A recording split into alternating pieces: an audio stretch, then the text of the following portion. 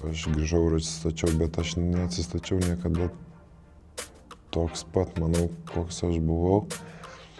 Ir tai yra faktas ir aš jį priimu tokį, koks jis yra. Dabar aš esu laimingas, kur aš esu ir viskas yra su to gerai, bet manau, kad mano lubos buvo truputį aukščiau. Jo, ir man Artūras skambino, ar tu pasirašai, sako, Jomantas. Aš toks iš pietų miego atsikėlęs, sakau, ką pasirašiau? Nu, aš pasakysiu taip, jie galvoja, gal, kad su tuo dylu jie mane tikrai pasirašys, bet taip neatsitiko ir viskas. Tokia kelionė ir vis tiek mus palaikė, vis tiek skandavo po rungtynių. Tai yra turbūt man, pavyzdžiui, sakau, pats didžiausias kaifas jausti tokius fanus ir, pavyzdžiui, kai, sakau, netgi čia kupės.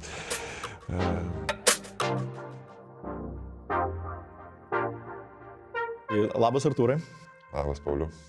Aš nežinau, ar tu pameni mūsų patį pirmą kontaktą, nes čia jisai gan seniai buvo prieš 9 metus turbūt. Aš pamenu, parašiau tau žinutę, pasveikinau su KMT laimėtų 2016 ir tu parašai, kad žiūri kas ir kodėl. Aš tuo metu vedžiau kas ir kodėl ir rašai, būtų gal įdomu pačiam kada pabandyti. Tai kas ir kodėl dar nebandai, bet buvai auksiniam prote, būsi kalėdiniam žaidime, kurį rodys už poros dienų, tai nieko neišduodant papasako, kaip tau ten sekėsi, kaip jauteisi, nes aš kalbėjau su Ignu Sargiūnu, kuris irgi ten dalyvavo, sakė, tokio jaudulio nėra turėjęs gyvenime. Jo, buvo labai gera patirtis, pats auksinis protas yra mano šeimoje, mano televizoriui veikianti laida turbūt jau daug metų ir jeigu taip atvirai nei vienos laidos nepraleidžiu, jeigu praleidžiu, tai atsisuku. Tai tikrai yra gera pramoga ir buvo kažkada svajonė pačiam pabandyti sudalyvauti ir ta svajonė įsipildė. Kaip Ignas sakė, to jaudulio tikrai daug buvo ir tokio, kur jisai, tas net pažintas jaudulys, kur tu prieš tai dar tokio nejauti, bet aš manau, tai yra normalu, nes kažkas tikrina tavo žinias prieš visą Lietuvą, nenori apsikvailinti ir automatiškai tas jaudulys ir buvo. O vertinčiau pasirodymą patenkinamai, tikrai ne jūsų pačio standartais. Aš man atrodo, galim tuinti vienas kitą. Ne tavo pačio standartais, bet manau, kad viskas patenkinamai, gėdos nepridariau, tai viskas gerai. Girdėjau, kad labai įdomiai reagavo apsauga, kai atėjau į LRT ir sužinojo, kad jau auksiniai protai. Jo, ta moteriškė, sako, tai į auksinį protą, sakom taip. Ir pradėjo juoktis iš mūsų. Tai aš tas reakcijas per daug nesupratau, galvoju, kad ne auksiniai protai atėjo, bet viskas gerai. Šituose one-on-one aš dažniausiai, mes pakalbam apie visą žaidėjo karjerą, kaip viskas nutiko, kad galiausiai esam čia. Aš žinau, kad tavo tiek senelis, tiek tavo tėtis labiau užsėmė imtynėm, ne? Ja. Imtyninkai buvo, bet tu pasirinkai krepšinį. Tai kaip tas krepšinis atsirado tavo gyvenime? Aš manau, kad kaip ir kiekvieno vaikystės tas sportas, kurį tu pasirenki, ateina iš kažkokių tai autoritetų. Man vis laik rinktinė buvo autoritetas ir tuo metu, kai aš augau, ten buvo tie visi auksiniai laikai. 2003 metai ir panašiai. Krepšininkai atrodė kažkas tai kaip dievai tau ir tu norėjai jos lygiuotis, imtynininkai, nu ką aš... Ne Lietuvoje turbūt. Nei jų matęs, nei ką, tėtis bandė dar nuvesti mane į kelias treniruotės, bet man iš vis neprilipo, kaip sakau, ir sakau, krepšinis buvo kaip ir, sakau, kiemio draugų pirma sporto šaka, tiek, sakau, tie visi autoritetai, kaip matydavau, kaip pats Rytas būdavo tais geriausiais laikais su Macijausku ir panašiai, tai man tas būdavo labai didelis pavyzdys. Su Nesbiu ten paskui visą tą Mujezinovičiai ten pati geriausia tie Ryto laikai, man, ta prasme, aš visą laiką norėdavau į tai lygiuotis ir būti toks pat ir manau, todėl aš pasirinkau krepšininko kelią ir krepšinį, nes, tiesiog tai yra bumas, buvo bumas ir dabar, sakau, irgi norėtųsi, kad vaikai gerą pavyzdį matytų ir su šiuolaikinė rinktinė. Būtų iš tikrųjų smagu, nes tas labai man atrodo, daug atveda visada. Nes jo, tau buvo 2003, tau buvo 10 metų, tai pats tas... Pats tas gazas, jo, tai tu matai, aš atsimenu tą irgi finalą, netgi kai aš jį žiūrėjau, ten džiaugiausi, tai yra visas, dėl ko, manau, vaikai pradeda sportuoti, lygiuotis į tos pačius krepšininkus. Kaip jautėsi atvaręs 17 žaisti su vyrais, jau stumdytis su vyrais?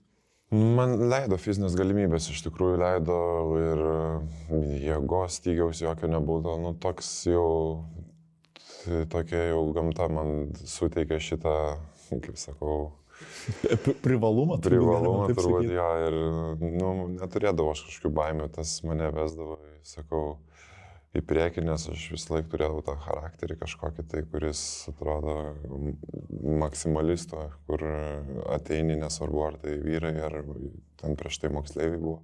Aš visą laiką jaučiausi ir norėjau būti geriausiu. Tai manau, tas labai padeda, kai yra sveikai, aišku. Mes daug žinom pavyzdžių, kai per didelis pasitikėjimas atveda į niekur. Ir aš galbūt žinau, bet užmiršau arba tiesiog sužinojau, kad 2010 tu su tuometinio Lietuvos Ryto komanda dalyvavai Eurolygos jaunimo turnyre. Taip. Ir ten buvo Martynas Paliukėnas, toj pačioj komandai, vėliau Ryte žaidęs Tomas Lekūnas, dar buvo Osvaldas Alesinskas iš tokių žinomesnių. Ja. Tai kaip tu atsimeni tą turnyrą, nes vis tiek tai buvo ta komanda, nebuvo nuolat žaidžianti, tiesiog suburta jaunimo. Kaip atsimenu? Aš labai slogiai jau atsimenu tą turnyrą, nes tikrai daug laiko praėjo, bet, sakau, tu paminėjai Martyną Paliukėną, tai mes, sakau, nuo tada jau tikrai labai susibendravom, iškart liečiu kitą topiką turbūt, bet man yra svarbu, nes tas Martynas yra tikrai mano geras draugas ir dabar mes labai gerai sutarėm. Labai sunku kažką kalbėti apie tą turnyrą, nes aš atsimenu, kad toks faktas buvo, bet tikrai ar rungtynių, ar kažko tai net negalėčiau detalizuoti, nes neatsimenu tikrai. Bet, sakau, su Martynu mes jau nuo tada buvom tikrai susilipdę ir žiauriai faina, kad dabartinėje Ryto komandoje mes esam kartu. Ir ką turbūt geriau atsimeni, tai jau kitais metais, 2012, tave pakvietė Kauno Žalgirio dublį. Ir ten šiaip dabar žiūrint tokia smagi komanda buvo, nes ten Marius Grigonis, Tomas Dimša, Vaidas Kariniauskas, Lukas Lekavičius. Tai ką prisimeni iš to etapo Žalgirio dubleriuose? Atsimenu, kad mes žaidėm finale ir tuometiniai buvo finalininkai Šaričius, Hezonija. Tie du vardai, kurie mums neleido laimėti. Tai finalo ketvirtas buvo berods Barcelonoj ir tokie ir prisiminimai, sakau, labai... Čia dabar manęs klausė, kas buvo prieš 10 metį ir nedaugiau. Aš kartais neatsimenu, ką praeitą savaitę veikiau. Tai. Kitame sezone tu pradėjai po truputį žaisti jau ir už Kauno Žalgirio vyrų komandą. Ir buvo toks labai įdomus įvykis. 2013-2014 pusfinalyje susitiko Kauno Žalgiris ir Vilniaus Lietuvos Rytas. Ir aš skaičiau, kad tu buvai pavadintas to pusfinalio X faktorium. Žurnalistai bent jau taip sakė. Tai ar atsimeni tą pusfinalį, kas ten vyko? Nes žiūrint atgal dabar, tai... Tas pusfinalis turbūt buvo pats skaudžiausias gal Rytui, turbūt, ne? Nes paskutinių metimų tada viskas galėjo visiškai apsikeisti. Taip. Ir netgi į ateitį Lietuvos Vilniaus Ryto pusfinalis su daug dramos, kaip visada. Atsimenu, mes turėjom Šarą, kuris žaidė paskutinius metus savo karjeros. Labai norėjo laimėti tą titulą, tai tais metais buvo labai sunkus sezonas Žalgiriui. Per daug bėdų ėjo jie ir ten, sakau, kad aš žaidžiau, tai viską ir įrodo, nes buvau jaunas ir prasme, prie geresnių laikų turbūt toks jaunas žaidėjas ir nebūtų išbėgęs į tą aikštelę. Bet kitame sezone vėl tu toliau žaidėjai už Kauno Žalgirį ir toks nutiko įdomus dalykas, žiūrint iš dabarties perspektyvos, geriausių to sezono epizodu viso lygai. Buvo išrinktas tavo tikrai labai įspūdingas dėjimas per Artūrą Jomantą. Dabar koridoriuose susitikę nesat kalbėjęs apie tai. Artūras yra gavęs iš savo draugų gimtadienio dovaną ir ta dovana buvo plakatas su dėjimu. Tai jis man dar kažkada siuntė prieš porą mėnesių, gal daugiau, sako, guli garaže, sako, neliečiamas, dažnai buvo su tavo suviniotas gimtadieniškai. Tai apie tai nekalbam, bet epizodą gerai prisimenu ir... Kai sako, kad įdėjo kažką į plakatą, tai logiška, kad po to buvo padarytas plakatas. Tas sezonas tau buvo asmeniškai visai sėkmingas, bet tu nusprendai palikti Kauno Žalgirį, tai kodėl? Sakyčiau, daugiausiai miskomunikacija su mano agentu ir Žalgirio vadyba, treneriais, tenai daug dezinformacijos buvo skleidžiama, kur buvo daug netiesos ir po to ten santykiais mūsų tikrai pašlyjo, nesakysiu pavardėm su kom ir tiesiog nemačiau aš kito būdo, kas man atrodė, kad reikia daryti tą žingsnį. Bet ta vasara buvo dar įdomi ir tuo, kad tave pašaukė NBA naujokų biržai. Dabar žiūrint iš dabarties perspektyvų, kaip per visą tavo karjerą po to pašaukimo, kaip arti buvo ta tavo NBA svajonė ir kaip toli buvo? Buvo labai arti, Pauliau, aš jau minėjau vienam interviu, sakau, iki tos traumos, manau, aš realiai turėjau dylą ant stalo ir viskas, ir aš tiesiog nepersirašinėjau tada extensioną su Milanu. Nes jie siūlė ir sakau, ir po tos vakarienės su jų GM-u pagrindiniu Caps'u, apie savaitės praėjus aš nustrago kryžimus, o jie man sakė, kad po sezono jie mane paims su garantuotu kontraktu, tai taip arti ir buvau. Tai reikėjo užsibaigti tik tai sezoną sveikam. Tai aš manau, jeigu atsakyti klausimą, ar arti buvau, bet ar, sakau, čia yra kažkas, tai turbūt kas tave apsaugojo nuo kažko kito ir viskas. Noriu dar šiek tiek pakalbėti apie tą perėjimą, nes jis tikrai buvo didelis dalykas tuo metu.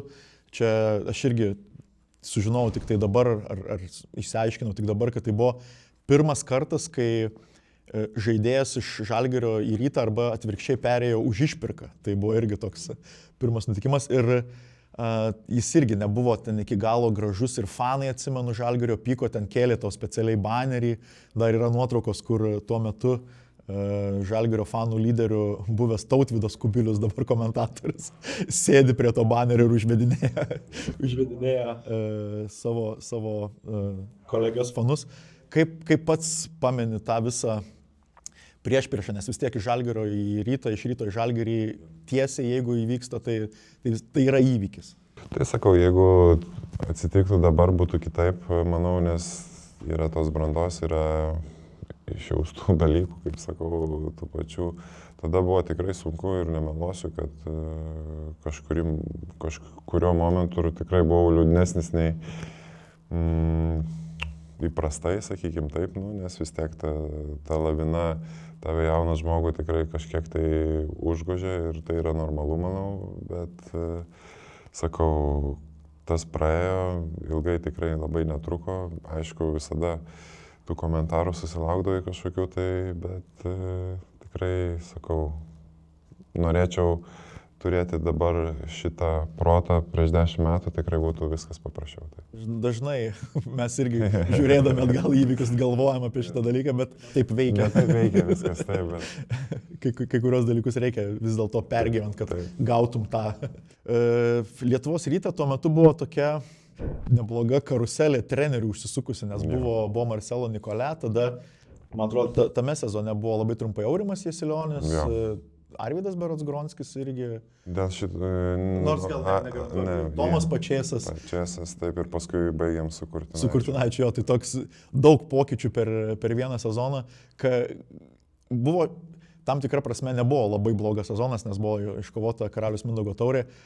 Kaip žaidėjui prisitaikyti, kai taip dažnai keičiasi treneriai, kai vyksta tokia netvarka? Nežinau, gal buvo mano vienintelis ir sezonas, kai trenerių kaita buvo, nes iki tol, kur buvau, tai gal tik tai Žalgirį kažkas tai keitės tenai iš Sauliaus Štombergo į Krapiką, man atrodo. O čianai tokį jau, kur su didesnė mano pačio rolė buvo pirmas sezonas, nežinau, aišku, nuo Marcelo, kai tu ateini pas Pačiasą, biški truputį yra kitokių reikalavimų ir treniruotės truputį intensyvesnės ir tada jau pamatai tą skirtumą, bet nežinau, iš žaidėjų pusės tai pasakysiu gal banaliai, bet tu turi prisitaikyti, o kas belieka iš tikrųjų, nes mes žaidėjai tokia jau mūsų profesija, tai nežinau kaip ar atsakiau, nes sakau, su Tomu mes iškovojom KMT ir tos treniruotės reiškia atsipirko ir buvo toks mano ir atsakymas. Likai dar vienam sezonui, Ryte, antram sezonui, vėlgi pralaimėta pusfinalyje, Neptūnai, man atrodo, tas buvo sezonas. Tai kaip iš tavo perspektyvų atrodė tas antras sezonas? Sakykime taip, pralaimėjom gerai sustiguotai komandai, Neptūnas tikrai prie Dainiaus žaidė gerą krepšinį ir aišku mes turėjom laimėti, nes mes esam Rytas ir visi tikisi, kad mes laimėsim ir išeisim į tą finalą, bet tas pusfinalis, sakau, buvo manau dviejų lygių komandų dvikova ir laimėjo tą dieną, sakykime, kas labiau nusipelnė ir viskas. Gal iki galo ten rungtynių ar kažko nepameni, bet turbūt kaip vyko išėjimas iš Ryto tuo metu. Tas irgi išėjimas, jisai buvo ten skandalingas, nepabijosiu gal to žodžio, nes ten ir Antanas Goga viešai sakė ir tu viešai sakė, kad neadekvačiai elgėsi. Ten Goga lenda su savo pareiškimais, ten dar treti, ketvirti žmonės irgi kitaip šneko, todėl aš ir sakau, kad buvo truputį bardakas ir yra dabar viskas labai aišku ir labai gerai Ryte.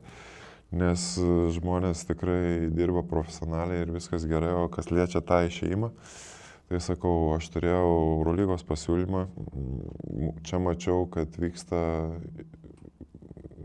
bardakas, neaišku, kas vyksta ir ką mes žaisim, tai aš tiesiog nesupratau tada komandos, kuri nenori paleisti žaidėjo už vieną iš didžiausių išpirkų istorijoje par Valančiūno, tai man pasirodė ta prasme neadekvatu, aš noriu išvažiuoti, jeigu tu žaidėjas, kaip žaidėjas, nematai savęs, kam atrodė manęs čia reikia, žinai, tai ta prasme viskas susidėliojo taip, kad reikėjo net eiti per spaudą, kur aš tikrai nemėgstu daryti ir ten skalbinių, ten plauti savo ir kitų ir klubo, bet aš tiesiog jau pasakiau taip, nes mane jau buvo įgrysę, aš nežinau, kuriam vieninteliu žmogui man reikia pačiam netgi paskambinti, kad aš galėčiau gauti bent kažkokį atsakymą, kuris būtų nuo visos Ryto organizacijos. Tai, tai buvo taip. Dar buvo kažkiek kalbama, kad tu žaisi dar Ryte, dar rugsėjo pradžiai, man atrodo, dar radau straipsnių, kur tu ateini į rungtynes kaip žiūrovas, susipažįsti su naujais būsimais komandos draugais, bet galiausiai viskas nutiko taip, kad persikėlė į Milaną, į Emporio Armani klubą ir įspūdingai iš tikrųjų startavai tame Italijos čempionate. Tai kaip jautėsi, kaip papuolėsi į tokią visai stiprią lygą, nes irgi ir Italijos lyga, ir Eurolyga. Ir ten tau viskas buvo gan gerai. Tai kaip Artūras Gudaitis jautėsi ten, Milane? Aš manau, kad rinktinės vasarą labai daug davė geram startui ir pasitikėjimui, žinai, nes kai tu pradedi naujoje komandoje gerai ir jautiesi gerai, tas, kaip sakau, traukinio efektas, ko tu pradedi greičiau važiuoti, to tave sunkiau sustabdyti. Tai jaučiausi būtent taip, nes, sakau, fizinės galimybės buvo pačios geriausios, aukščiausiai formai atvažiavau ir tiesiog beliko tik tai įrodinėti, kad starto penketo ar ten didžiausių minučių. Didžiausias minutės turi priklausyti man ir viskas. Ir su ta idėja aš ir važiavau tenai. Ir ten tokia nebloga hebra buvo, nes buvo iš pradžių tu ir Mantas Kalnietis, tada prieš naujus Kuzminskas, tada dar buvo Tairis Bertanis, toks 3 lietuviai ir Latvijos Baltijos šalių. Toks. Kaip sekėsi jums žaisti ir bendrauti? Ne, tai ryšys jo buvome ir vakarienės, ir kartu leidom laiką, tai yra normalu, manau. Kaip turbūt amerikiečiai leidžia laiko su amerikiečiais, taip Baltijos šalių atstovai su savais. Tai tikrai būdavo ir vakarienės, ir šiaip autobuse kažkur kambarį susirinkit, ten kokį auksinį pratą pasižiūrit, nes irgi mes su Mindaugu žaisdavom vienas prieš kitą. Tai sakau, būdavo tikrai gera atmosfera, kas liečia mūsų 4 ten ir dar keliais kokius, tai sakau. Jeigu atsakiau klausimą, tai visi tikrai bondinom. Laimėjot tą sezoną Italijos lygą, kas turbūt buvo toks paguoda po nelabai sėkmingo, man atrodo, Eurolygos sezono. Likot komandai tik tai su Mindaugu, tiek Mantas Kalnietis išvyko.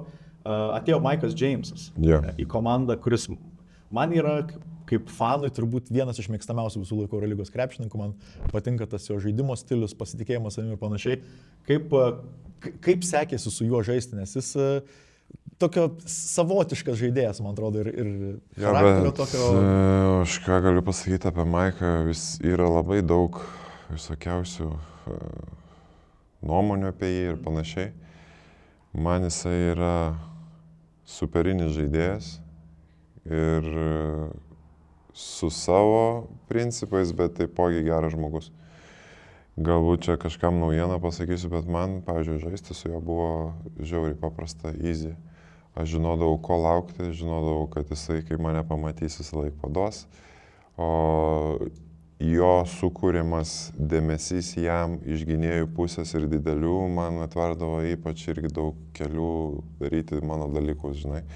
Tai man tikrai paprasta būdavo ir gerai su juo, tai kas liečia jo tos principus ir visą kitą, jis yra irgi maksimalistas.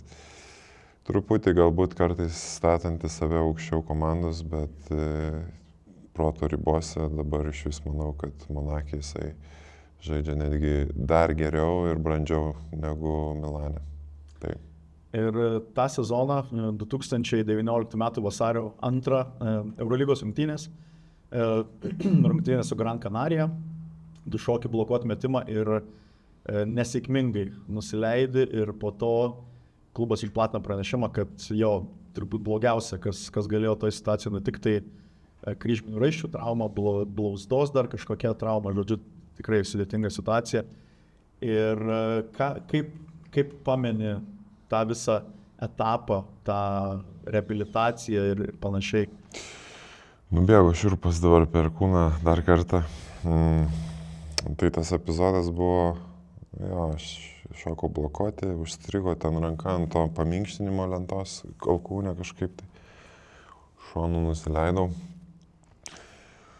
Tai jeigu kalbant apie tą pačią dieną, viską gerai labai atsimenu, nes aš nusileidau, jau supratau, kad kažkas ne taip, pradėjau tą kelią lankstyti, kažkas ne taip, paskui mane išvežė į tą rūbinę, bet aš atsiguliau ant to teipavimo stalo masažinio, pradėjau kažkaip lankstyti, atsistojau, pradėjau vaikščioti, atėjo daktaras, sako, man viskas gerai, ta prasme, gal čia truputį per daug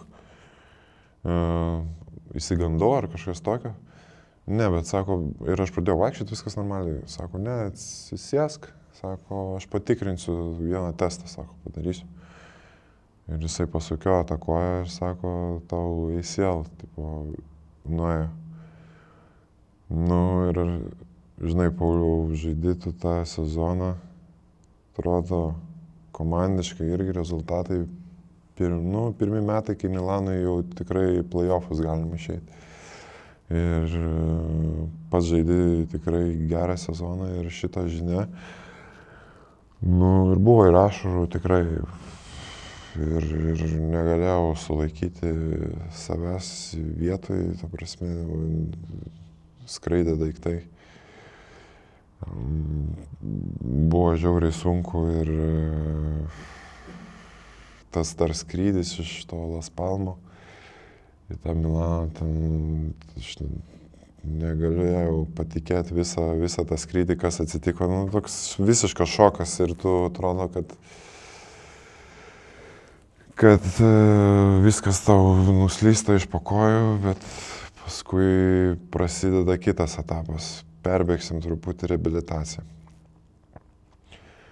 Tai mes turėjom, o dabar, jeigu taip tiesą pasakius, per tos 11 mėnesių, kai aš atsistatinėjau, aš turėjau 2 savaitės tik tai laisvų dienų. Tai buvo 14 dienų per 11 mėnesių. Tai buvo žiaurus darbas. Mes pradėdavom 7 ryto baseine. Po baseino ten visi tie pratimai, kad koja būtų, neprarastų savo to lankstumo. Paskui važiuoji namo, grįžti per pietus ten štanginės pratimai, grįžti namo vėl ir vakare dar atvažiuoja arba pas tave, arba važiuoja vėl daryti ten ar tų masažų, ar tos elektros ten. Tai va taip aš pragyvenau su, sakykime, 3 apsilankymais kažkieno tai ar pačio ten baseinė ar su fizioterapeutai, sakau, 11 mėnesių iš eilės. Ir tu lendi į tą baseiną tą 7 ryto ir jis visą laiką šaltas. Ir tu, nesvarbu, sakau, šeštadienis, sekmadienis mes neturėjom tų laisvų dienų, nes buvo tam tarpe, kad per 11 mėnesių mes dirbom kasdieną, bet tik kažkur tai ties 6-7 jie man davė tiesiog 2 savaitės išvažiuoti iš Milano, nes man jau buvo ten sudegimas visiškas, nes buvo momentas, kad labai greit pradėjo gerėti ir apie 5-6 mėnesį tas progresas sustojo. Tiesiog ta koja atrodo raumo nebeauga, tos jėgos ne per daugiausiai skauda ir tu atrodo, kad tu darai kiekvieną dieną tą darbą, bet niekas negerėja. Kartais netgi blogiau, o tu atsibundi ir tau ta koja atrodo, iš viso net nepasiruošus arti. Tai tas labai davė per galvą irgi vidury, nes atrodo, kad viską padarai, kad būtų gerai, bet nevyksta niekas, nes mes, dar Dainius buvo treneris ir aš netgi galvojau vasarą būti pasiruošus rinktiniai. Mes buvo tokia kalba, nes viskas ėjo labai sklandžiai pirmus 3-4 mėnesius. Ir, ta prasme, aš galvojau, kad aš tikrai atsistatysiu labai greitai, bet tas neatsitiko ir sakau, po tų 2 savaičių, kai aš grįžau, prasivaliau truputį galvą. Po tos reabilitacijos metu tas man tikrai padėjo ir mes paskui ėjom, aišku, vėl to pačiu sunkiausių kelių, ten dasidėjo, aišku, ten aikštelės visokios, darbas su kamuoliu ir panašiai, bet tas atėmė iš manęs labai daug, ne tai, kad aš grįžau ir atsistačiau, bet aš neatsistačiau niekada toks pat, manau, koks aš buvau. Ir tai yra faktas ir aš jį priimu tokį, koks jis yra. Aš turėjau dar ir turėsiu dar daug gerų sezonų, manau, bet kur aš galėjau būti, manau, tai yra truputį kitaip negu yra dabar, bet sakau, tai yra kažkieno planas iš viršaus, aš vis laik taip tikiu, apsaugoja mane nuo kažko tai galbūt rimtesnio, galbūt dabar aš esu laimingas, kur aš esu ir viskas yra su to gerai, bet manau, kad mano lubos buvo truputį aukščiau. Bet tu gan sėkmingai grįžai į aikštelę, ten pirmos rungtynės buvo įspūdingos, su Fenerbahče laimėjot ir pats 17 taškų, daug naudingumo ir panašiai. Ir tu tą sezoną paskutinį dirbai Milane su Ettore Messina. Tai kas jį daro Eurolygos ir krepšinio legenda? Nes jisai vienas iš tų trenerių, apie kurios turbūt jis ir Željko Obradovičius turbūt yra pirmi treneriai, apie kuriuos pagalvoja, kai galvoja apie Europos krepšinį? Gaila, kad, nežinau ar gaila, bet tiesiog buvo situacija COVID metai ir aš irgi nepradėjau nuo pradžių sezono tą sezoną. Tai su Etorėm gavosi nelabai daug laiko padirbti. Kas daro jos išskirtiniais, manau, titulai ir tai yra paprasčiausias atsakymas. Etorė turi, nežinau, kiek jų 5, 6. Nežinau, irgi Ja, neskaičiuoju. tai aišku, jie iškovoti jau prieš didelį laiko tarpą ir tas krepšinis keičiasi. Ar jie keičiasi, kaip treneriai, taip, bet ar, nežinau, ta prasme, sunku man kalbėti apie trenerius, nes aš nesu pakankamai kvalifikuotas ir ypač kalbėti apie tokius trenerius. Aš žinau, kad jam Milane dabar nepasisekė ir jisai išėjo ir tam irgi turbūt yra priežastis. Tai tiesiog nenorėčiau vertinti Etorės kaip trenerių, nes, manau, labai keista būtų iš žaidėjo pusės dabar tokį kažkieno akyse dievuką man dabar žeminti arba aukštinti. Tas jo buvo keistas sezonas koronaviruso, Italija irgi ten buvo vienas iš židinių. Taip. Turbūt gal net viena iš anksčiausiai sustabdžiusių lygą buvo valstybių. Po to sezono buvo visokių kalbų, kad ten ir Madrido Realas tavim domisi, bent jau taip buvo skelbiamas spaudoj, bet galiausiai tu nusprendei išvykti į valstybę, į kurią turbūt dabar ilgą laiką niekas nevyks, bent jau iš lietuvių krepšininkų. Išvykai į Rusiją, tuo metu dar buvo kitokia situacija be abejo. Tai kaip tave pasitiko Sankt Peterburgas, kaip tave pasitiko Rusija, apskritai kaip atrodė tas gyvenimas toj šaly, nes turbūt įdomi patirtis mažiausiai. Pirmiausias dalykas, ką norėčiau pasakyti, tai man paskambino Čiavi Paskualis. Ir aš galiu dabar pasakyti, nevertinant trenerių ar panašiai, po šitą trenerį aš važiuočiau nors į Kazachstaną ar kur mane pakviestų, nes tikrai žmogus, mes artimi iki dabar, kur gali tiesiog, nesakau prie širdies, nes treneris super griežtas, bet tikrai žmogiškas ir labai geras vyras ir sakau, jisai pirmas dalykas, kad man paskambino ir kokį mes turėjom pokalbį, man tikrai labai patiko ir tai buvo, kad jis treniruoja Zenitą tuo metu, tai taip. Aš pasirašiau su jais pati Rusija, Sankt Peterburgas, turbūt gal girti nereiktų čia dabar, bet tikrai viskas ok buvo su mūsų krepšiniu, ypač ką mes rodėme Eurolygoje. Mes buvom konkurencingi prieš bet ką, ar išvykose, ar Madridas, ar Olimpijakosas, ar namuose. Mes turėjom tik vieną tikslą, kiekvienas rungtynės laimėti ir tas Čiavi labai skiepijo mum ir mes buvom tikrai labai gera komanda. Ir prisijungė prie tavęs Mindaugas Kuzminskas jau antrojo sezono metu, bet tą vasario 24 mes visi pabudom tokiam kitokiam pasauliui. Žinau, kad ten buvo ir problemų ir išvykti, nes berods Mindaugas pasakojo, kaip ten viskas vyko sudėtingai. Kaip tavo akimis viskas atrodė? Kas sekė po tos žinios, kad Rusija užpuolė Ukrainą?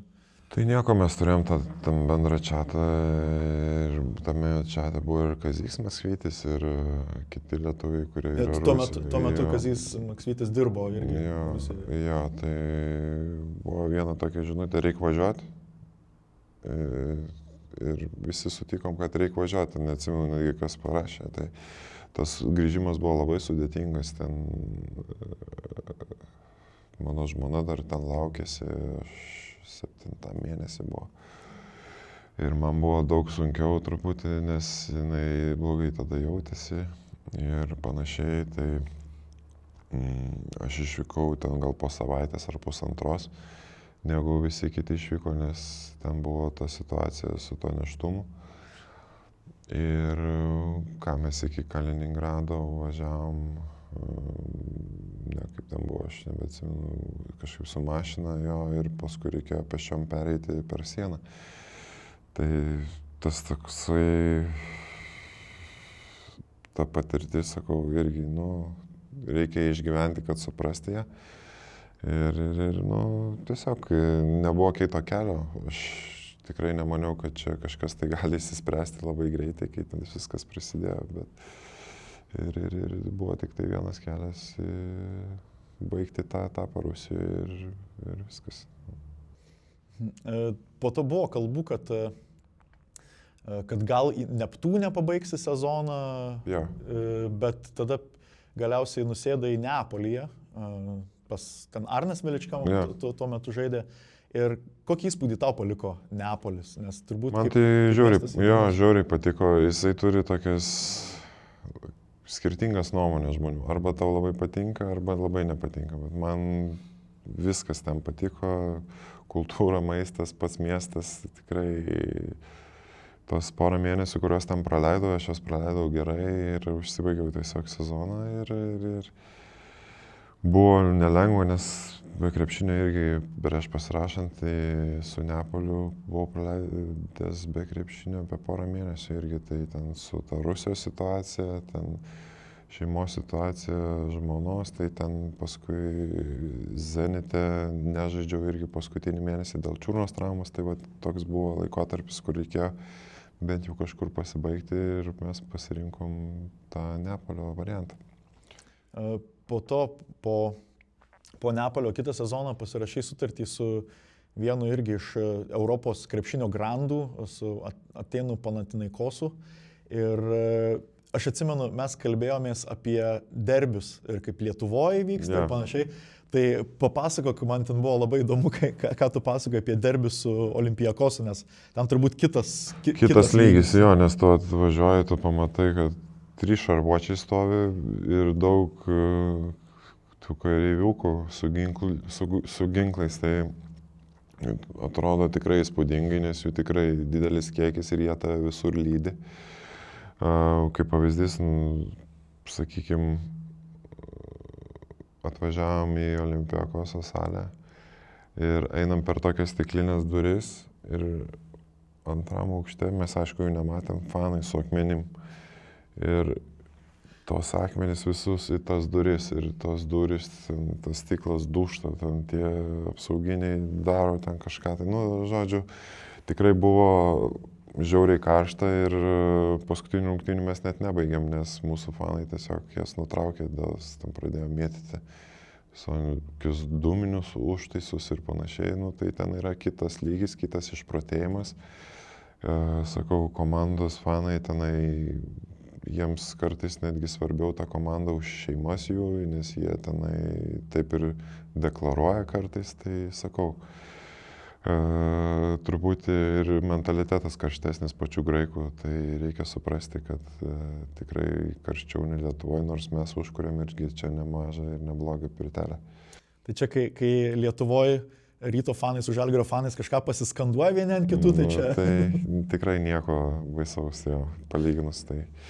Bet reikia, sakau, suprasti tos kultūros skirtumus ir truputį tos mentaliteto skirtumus, kadangi jie yra tokie, sakau, emocingesni, sakykime, ar labiau mėgstantis išreikšti savo emocijas, arba nebijantis, sakykime, užsirūkyti. Man šitie visada būna įdomus, kur žiūri ir matai, kad net prie aikštelės sėdi. Taip.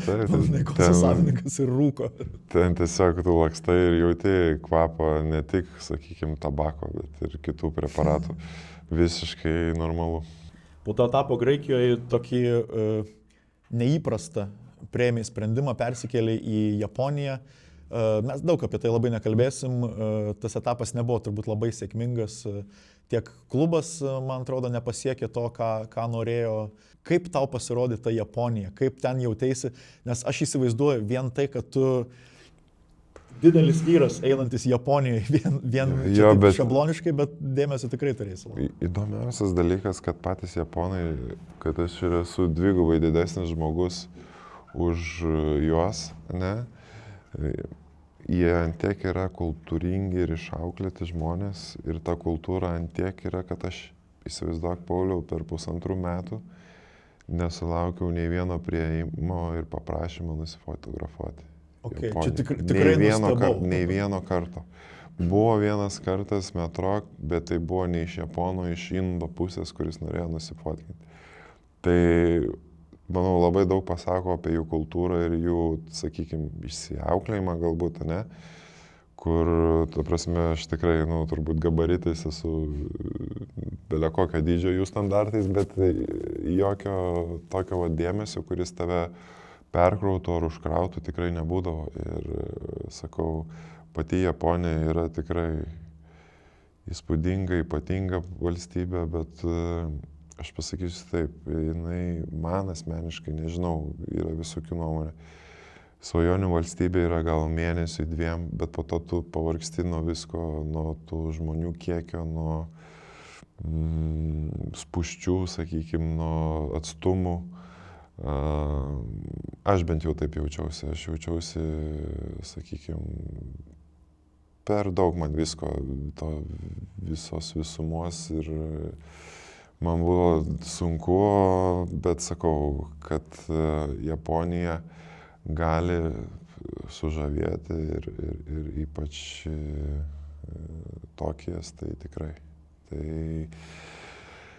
sakau, jeigu dar tęsiant tą temą, tai tikrai patikėjau to visų projektų, Alvarko, Dainium, nuvažiavau, manau, kad pirmas sezonas netgi buvo geresnis mums visiems negu antro pradžia ir mes tikrai tenai tas playoff rungtynės 2, kurias pralašėm, nes ten iki 2 pergalių yra, abi pralašėm 1 tašku. Tai yra turbūt skaudžiausias skirtumas krepšinėje, koks tai gali būti. Ir turėjom tikrai traumų per tos playoffus su Dainium, turiuomenį, kad kiti, ten turėjom Ispaniuką, kuris vienas lyderių, kuris susitraumavo ten per tas lemiamas varžybas visas. Kiti tenai irgi apsirgę buvo. Aš atsimenu, kad buvo lygų. Jo, tai tas irgi, sakau, nedadėjo, nes mes tą sezoną patį pirmą mes sumušėm turbūt Alvarko ar visos Japonijos rekordą pagal pasiektas pergalės reguliariam sezonė. Tai aš manau, kad tai buvo tikrai neblogas pasiekimas, neblogas sezonas, bet kai ateina tas lemiamas varžybos, ten Japonijoje ypač, tu turi turėti sveikus legionierius, kadangi jie daro skirtumą. Ir sakau, ir tas ten tikrai pakišo mum koją, kadangi tos varžybos, kurias pralaimėjom po 1 tašką, tai manau, kad to mum ir trūko, sakykim taip. Ir kai jau tik prasidėjo, gal net nebuvo dar oficialaus paskelbimo, visi pažįstami turbūt krepšinio fanai, Ryto fanai, kažkaip visi sutarėm, kad turbūt kita stotelė bus Rytas, bet man atrodo nebuvo taip iš karto aišku, nes buvo ir kitų pasiūlymų, kiek girdėjau, ar ne? Aš turėjau tikrai 3-4 klubus, 3 tikrai, 4 ant klaustuko buvo, bet aš širdį žinau, kad aš grįšiu į Vilnių, jeigu tikrai jie į tą pusę bent jau žiūrės, nes mes su Artūru kalbėjom netgi prieš sezoną Japonijoje, kad galbūt būtų galimybė kažkada tai grįžti. Ir susiklošius tai situacijai su Ąžuolu, jie ieškoja, aišku, gal ne tokio profilio žaidėjo ir turbūt tai yra normalu, kad nebuvo čia pats tinkamiausias tas pakaitalas Ąžuolui, kuris grįžo labai greitai irgi po tos traumos ir panašiai, bet turbūt buvo ta mintis, kad mes važiuojam daugiau netgi su kitais metais. Tai yra šiais metais, kad tiesiog aiški rolė bus ir panašiai. Aišku, kiek galėjau, aš padėjau ir tais, kur pasirašėm ten, bet manau, kad pagrindinė tiek klubo vizija buvo, kad šie metai būtų, sakykime, užlokinti ir mes būtumėm kartu ir siektumėm to bendro tikslo ir pergalę. Kokį Rytą tu radai, nes tu išvykai iš, manau, labai kitokio Ryto visomis prasmėmis ir dabar grįžai tokį, kaip pasikeitė tiek klubas, tiek gal net sirgaliai, kokie ryškiausi pokyčiai? Aš manau, kad, žiūrėk, aš kalbėjau apie vadovybę, ne? Dabar viskas labai aišku, viskas sudėliota, jeigu turi klausimų, turi turėsi ir atsakymus, nežinai, kieno klausti. Bet labai norėčiau pasisakyti, sakykime, apie fanų, žinai, bazę. Pirmiausia, žiaurius didelis dėkui jiems, žinai, nes mes ką jaučiam, netgi po rungtynių, kur tu jautiesi viduj kaip šūdas, pavyzdžiui, kai buvo čia prieš Lietkabelį, aš, pavyzdžiui, jaučiausi labai blogai, mes pralaimėjom. Ir žiauriai blogai jaučiausi rungtynėse Patruose po jų, kai ten, kad ir nedaug jų, ne, 20-30, bet jie atvažiavo tokią kelionę ir vis tiek mus palaikė, vis tiek skandavo po rungtynių. Tai yra turbūt man, pavyzdžiui, sakau, pats didžiausias kaifas jausti tokius fanus ir, pavyzdžiui, kai, sakau, netgi čia Kaupės. Ir kai mes turim arenui, ar mes kur be žaistumėm džypę, čia dabar daugiau gal Twinsbet'e žaidžiam, ir jie visada jaučiasi, ir jie visada su mumis. Ir kai aš buvau, to tikrai nebuvo. Gal buvo kažkokie tai užuomazgos to. Ir aišku, aš suprantu, kad atėjo turbūt ir su titulais kažkiek tai, žinai, to viso bendrumiškumo atėjo galbūt su vilkais, ne, kurie buvo, kad ne, mes išsigryninam, mes už Rytą, mes tikri fanai ir tas atėjo, bet tas atėjo ir liko ir labai norėtųsi, žinai, tą visą išlaikyti ir kuo ilgiau ir dar prijungti žmonių, kurie tikrai myli šitą komandą, nes, tikrai dabar kas yra, tai yra žiauriai didelis kaifas žaisti ir būti to dalim, nes, man tai yra vienas pagrindinių dalykų aikštelėje jausti šitą užnugarį. Šitą sezoną tu tikrai pradėjai, manau, su trenksmu, jeigu galima tai pasakyti. Kaip atrodė ta tavo vasara? Nes aš girdėjau, kad tu daug sportavai šią vasarą. Ja, aš su Tadai Jackūnu, mūsų fizinio trenerių, didelis ačiū jam, tikrai praleidom ir savo daug laiko atidavė man šią vasarą ir su Aičiu Pilausku aikštelėje. Teko padirbėti, tai sakau, buvo labai turininga ir sporto prasme ir aktyvi vasara. Tikrai neleidau savo ilsėtis, aš po sezono praėjus 1,5 savaitės jau pradėjau individualius darbus. Ir taip ir jos pratęsiau iki pat pasiruošimo su Rytu pradžios, tai manau, kad tas yra labai paprastas vaistas, kuris leidžia žaisti, kai tu, sakau, aš turiu visas galimybės tai daryti gerai ir visus duomenis tai daryti ir manau, kad štai tęsiu be jokių tai sveikatos problemų, kaip dabar yra ir manau, kad, sakau, aišku ir pasitikėjimas atėjo labai didelis ir kai tu jauti irgi tą didelę meilę tam krepšiniui, kurios galbūt nebuvo, kaip irgi jeigu paliestumėm Japonijos tą etapą, tai tiesiog viskas susidėjo į vieną ir tai atsispindi aikštelėje. Aišku, visada norisi geriau ir daugiau, nes, kaip sakau, vienos geros varžybos nepadarys tas gerų žaidėjų, vienos blogos nepadarys tave blogų. Reikia būti disciplinuotų ir kiekvienas rungtynės rodyti kažkokį rezultatą, toks mano yra tikslas, bet norėtųsi, kad tas rezultatas atvestų ir į pergalės mus. Ta tavo gera forma tikrai neliko nepastebėta, netgi sakyčiau, Europos mastu, nes gavai tikrai, kiek žinau, gerą pasiūlymą iš Salonikų PAOK klubo ir ten jau, bent jau Graikijoje portalai buvo įsitikinę, kad tu ten žaisi. Buvo čia Lietuvoje irgi lietuvių portalai perspausdino, nes atrodė, kad tikrai patikimi šaltiniai jau skelbė, kad tu praktiškai PAOK žaidėjas. Tai gal gali šiek tiek praskleisti šydą, kiek arti buvai tu to persikėlimo į Salonikus, į Graikiją? Man pirmiausia, kas nepatiko, tai kad buvo išplatinta informacija, kad tai yra įvykęs reikalas, sakykime, mane. Aš dar turėjau rungtynės prieš Italus Klaipėdai. Ir man tikrai tas labai nepatiko. Čia buvo sekmadienį maždaug per pietus gal pradėjo sklisti, o vakare buvo rungtynės. Jo, ir man Artūras skambino, ar tu pasirašai, sako, jo, man tas, aš toks iš pietų miego atsikėlęs, sakau, ką pasirašiau. Nu, aš pasakysiu taip, jie galvoja, kad su tuo dylu jie mane tikrai pasirašys, bet taip neatsitiko ir viskas, ar aš buvau arti. Kai ateina toks pasiūlymas, tave verčia vis laik susimastyti ir pagalvoti, kad galbūt reiktų, galbūt ten šilčiau, galbūt ten saulės daugiau, galbūt daugiau pinigų ir panašiai, bet aš sakau, niekada negali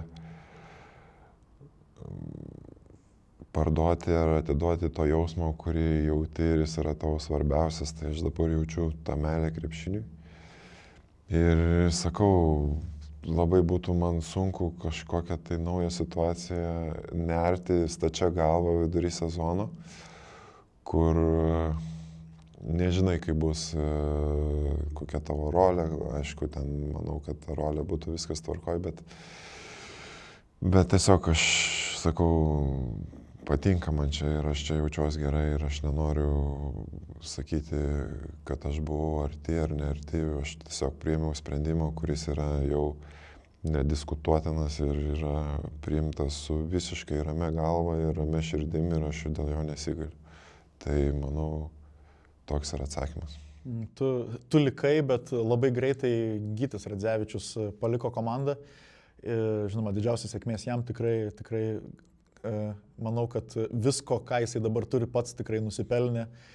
Ir kai išvyko kapitonas Gytis Radzevičius, buvo, man atrodo, irgi kalbėjosi bent jau fanai tarpusavėje, kad yra pora variantų, tai naujam kapitonui tai arba tu, arba Martynas Paliukėnas, nes kažkaip vis tiek norisi, kad būtų šiek tiek vyresnis su autoritetu. Galiausiai kapitonu tapai tu. Kaip pakeitė, jeigu pakeitė tavo vaidmenį visoje šitoje komandai? Taip, Pauliau, mes tą pačias pareigas aš turėjau prie sezoną, su Gyčiu dabar dalinomės, bet mes tikrai dalinomės, sakau, tą vaidmenį, nes jeigu reikia pasakyti kažką, tai aš tikrai, ar aš turėsiu tos antpečius ar neturėsiu, aš pasakysiu, ką aš noriu pasakyti. Jeigu reikia kažką padaryti komandos labui ir aš matysiu, kad aš galiu padėti, aš tą padarysiu. Ir tai man yra artima ir man tai patinka. Jeigu, sakau, ten jaunesni žaidėjai, matau, kad kaip mes dabar turim situaciją, kad galėtų geriau, aš nueisiu su jais ir pakalbėsiu ir man tai, sakau, ar tai yra kapitonas, manau, čia tik tai yra kažkokia tai etiketė ar ant protokolo užrašo C raidelę, žinai, bet ką aš dariau, aš visada darysiu. Viską komandos labai, rūbiniai stengsiuosi būti vokalus ir, sakau, man nėra skirtumo. Ar tai būtų likęs Gytis, ar aš visą laiką, sakau, padedu, ką matau ir iš savo prizmės, ką galiu padaryti, aš padarau. Tai, aišku, dasidėjo kažkokių tai ten dalykų, kur reikia komandos labai ten, nesmulkmenų padaryti, bet tai čia yra viskas, sakykime, normalu ir niekas per daug nepasikeitė. Aišku, pasikeitė tik tai, kad mes praradom žmogų, kuris atidavė klubui 6 metus. Buvo nepakeičiamas, manau, tam tikrose aspektuose aikšteliai. Ir mes visi žinom ir čia banaliai nereikia įsiplėsti, bet Gytis, manau, atidavė daugiau negu galėjo Rytui ir jam reikėjo šitą žingsnį dėti ir viskas gerai susiklostė, manau, ir didžiausios sėkmės jam, kaip tu ir sakei. Ir pats paskutinis dalykas, ką palinkėtum visiems Ryto fanams ir visiems geros valios žmonėms su šitom artėjančiom šventėm? Aš norėčiau palinkėti tikrai didžiausios sveikatos, kas yra, manau, svarbiausias dalykas. Mylėti tos, kurie yra arčiausiai jūsų, kurie bus prie bendro švenčių stalo, niekada nepamiršti. Žmonių, kurie yra artimiausi tau, būti laimingiams ir Ryto fanams palinkėčiau turbūt daug pergalių, kantrybės svarbiausia turbūt ir norėčiau pasakyti iki pasimatymo arenose. Ačiū, Artūrai.